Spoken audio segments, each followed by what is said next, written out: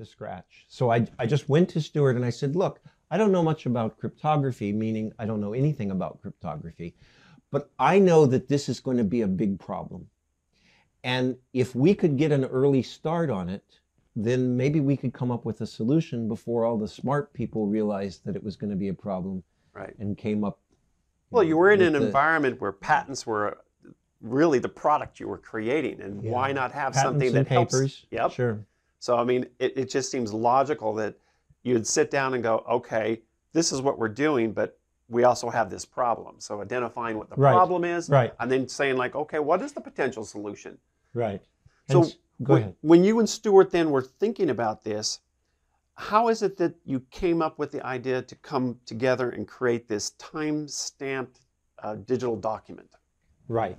So, again, Stuart and I started working on this problem, and we worked on it for a few months, me coming sort of up to speed through his tutelage as to what kinds of tools were available to tackle the problem. And we came up with a passable solution, but it's what I would call an engineering solution, meaning it sort of worked, but there was not necessarily any real elegance to it, or sort of aesthetic or intellectual appeal. Right. And it was fundamentally because you still had to trust someone in the system. And so I said to Stuart, and I say, that's my recollection. Maybe it was Stuart that said it to me, but whatever. It was said. The two of us came up with saying, wouldn't it be great if we could eliminate trust from this system? If you didn't have to have a third party that you had to trust, some central authority that you had to trust. And so we decided to pursue that avenue of the system as a refinement. We got maybe a couple of months down the road working on that. Wait a second. So for the audience, one of the things that you have to be paying attention to is that prior to you actually coming up with a solution, if a person was actually trying to create some invention, they had to use a book and write all their notes down on both sides and then periodically have it notarized. Right. They had to go to a third party who affirmed that they'd been writing in the book, and that they'd been writing sequentially in the book, and that none of the pages had been taken out. Correct. Or they had to send themselves letters that would be postmarked, and then you don't open the letter. Correct. Right. So you came up, this was the environment, and so you said, this is how we're going to address it, and you came up with this first engineered solution. Sure, engineering solution, but it sort of digitized the existing processes, and it had some interesting privacy-enhancing aspects to it, but it still didn't address the problem that you had to rely on someone's word. You had to trust the post office, some third party, some central authority. And I said, let's see if we can't build a trust-free system. So we work on this for a while, and finally, Stuart sort of says, Scott, let's just admit that there's no way to do this, but let's salvage a paper out of it by writing a proof that there's no way to do this. And so we start working on this proof and coming up with some symbolic constructs for what it means to even prove this sort of thing. And it was actually in the midst of proving that you couldn't do it that we stumbled on the solution. Oh, how interesting. In fact, for me, for my particular part of the contribution, it's still very vivid in my mind. My wife and I guess two of our children, we were out just waiting in line at a restaurant, and Stuart and I had been having the conversation that day, just waiting for a table. And I said, the problem here is, as soon as two people agree to collude, you need a third person to observe that. And then they're going to reach out to that third person and try to collude with them, which requires the need for a fourth person. And so the only way you could ever solve the problem would be to have a conspiracy that involved everyone in the world. And that was when I realized that that is in fact the solution. Essentially what you're doing in the system. Oh, it's everyone's a validator. Everyone is in on it. Right. And so everyone that wants to be a part of it. Yeah. Right. And so nobody can fake it. Right. What you have is this interlinked chain of blocks of records that are widely distributed, and the ability to call fraud is so maximized that no one can get away with it. And that was really how it went down. So you came out with this first paper, and you Okay, came now I'm going to just tell one other story. Please do. Okay? Because I know that we can cut them. We can cut anything you want. Because this is a little egotistical, or it maybe sounds a little egotistical, but it's a true story, and so I'm going to tell it, and you can decide what to cut and what not to. The more egotistical, the more we keep. Okay. You know, I'd been trained as a physicist, and there was this folk story attributed to Hans Bethe, who was one of the great physicists of the 30s and the whole quantum mechanics era. And he had been working on this problem of the thermonuclear reactions that fundamentally light the stars, make them run. And one day he finally figured out what the key mechanism was, the key thermonuclear reaction. The trigger point.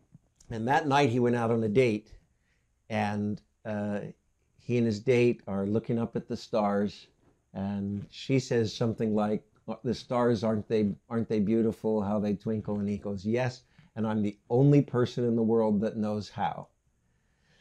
And I don't know whether that led to a follow-up date or not, but there was this sublime feeling that an important question, for whatever reason, that at least for one night, I was the only person in the world that had figured it out at that moment. And again, it's always a collaborative thing, but you feel like, you know, you remember vividly your little piece of the thing. And I can just remember how excited I was going into Stuart the next day. And I think we have something, but I got to talk it through, and we've got to write it out to see if it's really what I think it is, because it was instinctual at that point. It wasn't all proven out. Anyway, you can cut that if you want, No, absolutely. I just remember having it might be just a standalone piece. That beta moment. So you moved then from the creation of blocks. Did you call them blocks at the time? Well, again, there were a whole series of progressions and refinements to the system. Okay. And the second paper that came out, which was called Improving the Efficiency and Reliability of Digital Timestamps. One of the things it did was create the grouping into blocks with what Ralph Merkle, who was a colleague at Xerox PARC, on the opposite side of the country, had invented in a different context for use in proving digital signatures, those so-called Merkle trees. So when did you think to use Merkle trees in your blocks? Well, that was actually a contribution that came in from a third colleague, Dave Beyer, who's listed on the second paper. Yes. Who's at Barnard College at the time. Again, to me, it's part of the way research works that these ideas emerge in the free flow of discussion and conversation. Sure. And so all that you can really say is that the group of people that were working on it, somehow the idea came out amongst them. Interesting. You know, it's almost meaningless to say which of the people invented which parts or something, because it's all about posing the questions. Right. The answers become easy when you pose the right question. Correct. And the questions are the hard part. But yeah, so that came out of that. So you created these items, you created the construct of it, and you've now at least shared with us what was the impetus for developing the articles and the resulting technology. So what was that moment of enlightenment that occurred to you at the time? Was it at that dinner while you were waiting in line, that moment of enlightenment? That particular aspect of it, which for me was the key thing. And when you then got back together with Stuart and started to discuss it, was there a moment, that epiphany that just said, wow, we've really got something here? Or was it still, let's think this through, and then it just, all of a sudden you realized it was there? It was actually more like these nightmare scenarios that you read about with people where they are having a dream and they figure something out and they wake up, you know, in the middle of their dream and they feverishly write it down and then they get up in the morning and it just is total gibberish. Right. What I mean in analogy with that is the idea that came to me at the Friendly's restaurant, it was more instinctual. And so it clearly felt right, but I wasn't sort of convinced that it was right until I woke up the next morning and, sort of tried to read the gibberish. Right. If you'll bear Sure. the analogy. And so it was when Stuart and I just sat down and started, yeah, this is the idea, and yeah, it really works. And even then, we had a glitch in the patent process where someone pointed out a key comma that was in the wrong place in our thinking that really changed the whole situation. And that sent us, that led to another couple of frenzied nights where we wanted to make sure, have we missed something? Is this a simple edit just to fix things right? Or is the whole edifice destroyed?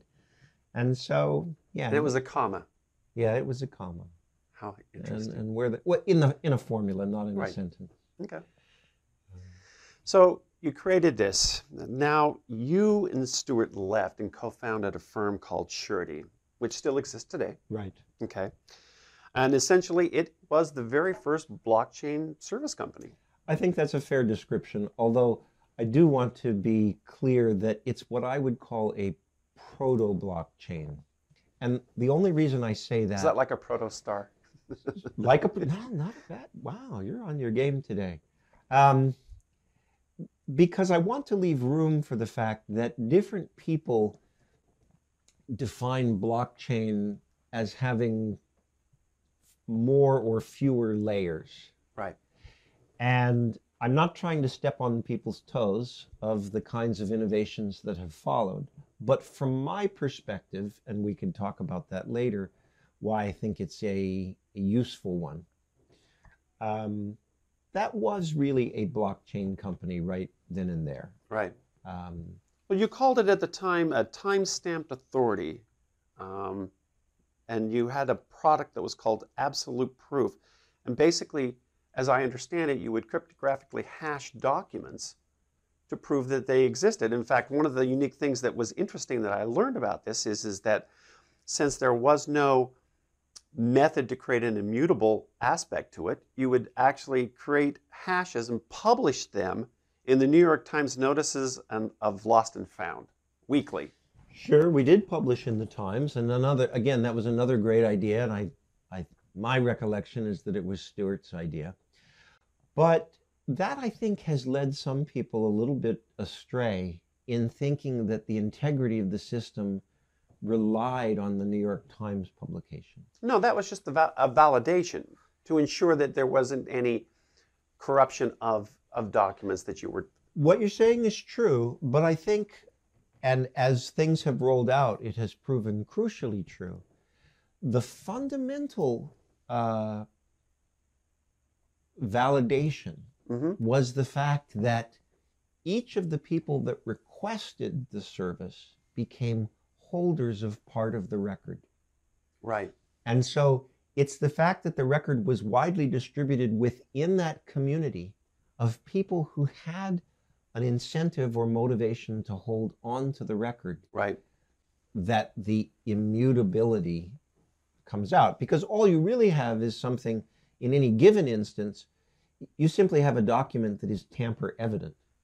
But when that's widely distributed to a group of people that have no ability, in essence, to collude, then you get an immutable record. Right, because it's publishing it in the New York Times, the distribution, I think, was 670,000 at the time.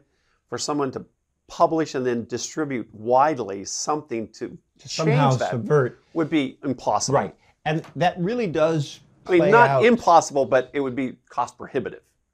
Right. But you would also not only have to do that, but you'd have to also reach out to the community of users themselves that were making use of the service. And you'd have to somehow obliterate their personal records. Right. So it isn't just the tie into the Times. The Times makes it vivid and easy to understand. Right. But it's really the community of self-interested users creating a communal effect that is the fundamental integrity of the blockchain. And the reason that I bring that up is that that's what led Satoshi in part to the proof of stake notion. Proof of work. I'm sorry, to the proof of work notion, Right. obviously. Creating that incentive. But therein, I think, lies a very large problem with that We're going to particular get to that. implementation. So, Absolutely.